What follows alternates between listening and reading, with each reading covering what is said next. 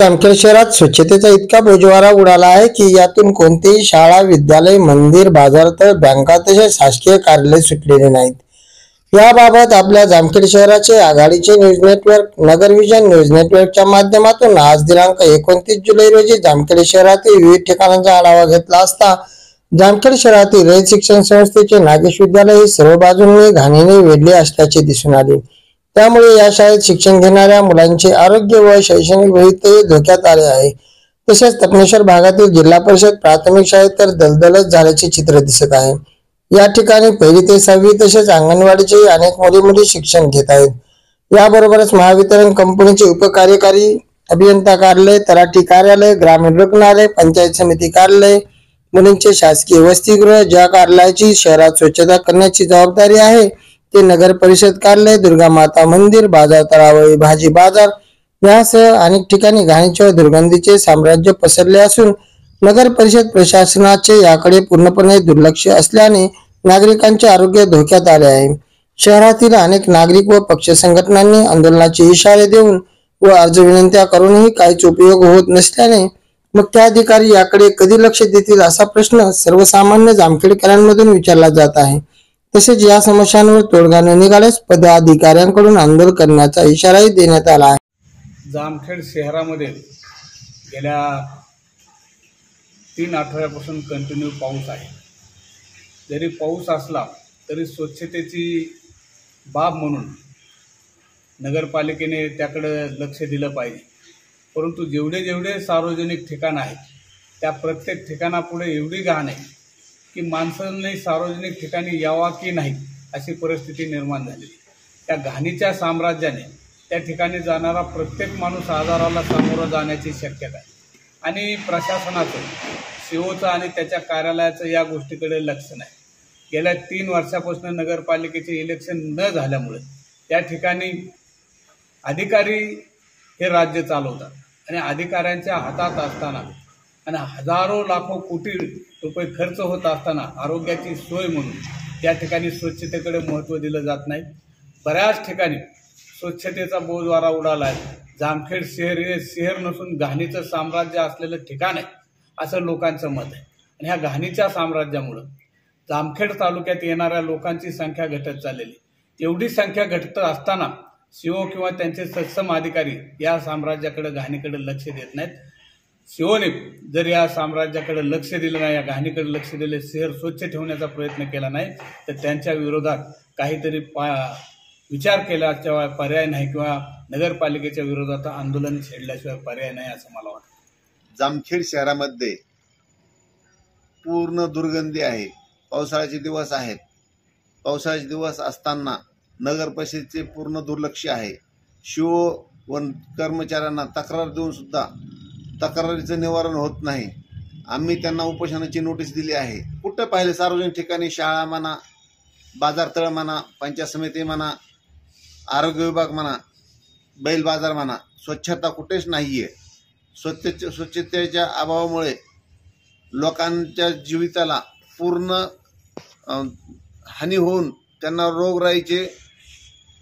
रोगराईस सामोरं जावं लागत आहे। आम्ही निवेदन देऊन त्यांना आंदोलनाचा इशारा दिलेला आहे। नाही जर त्यांनी केलं आम्ही उपोषणाला बसून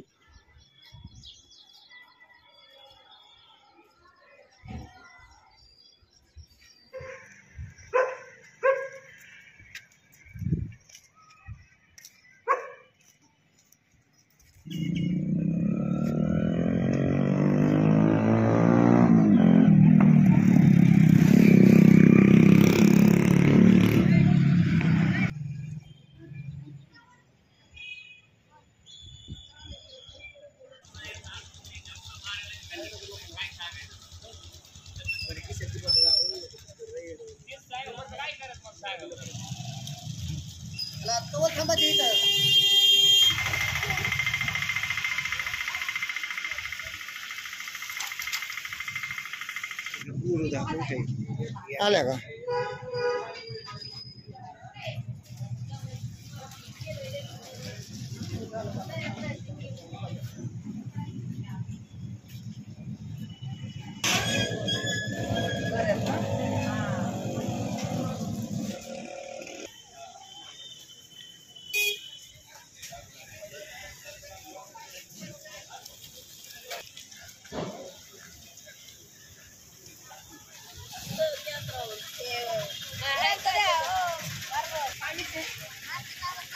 कचरा घाण तुमची समस्या दूर करण्यासाठी?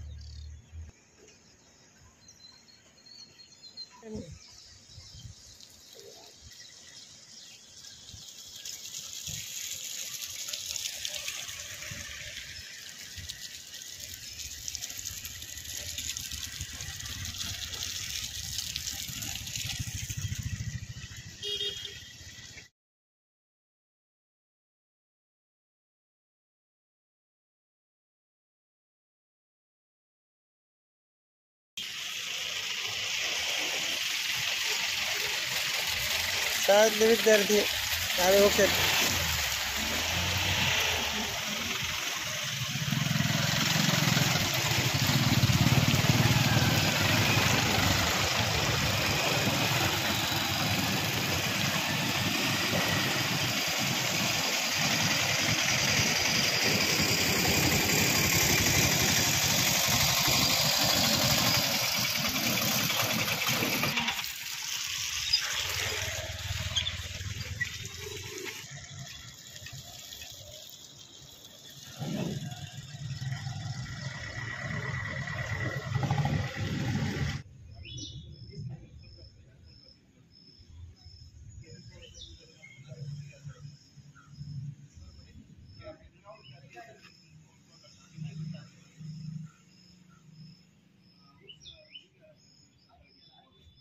ह्यो खड्डा त्यांनी बुजवला पाहिजे. तुम्ही काय करू शकता याच्यात? आहे का नाही?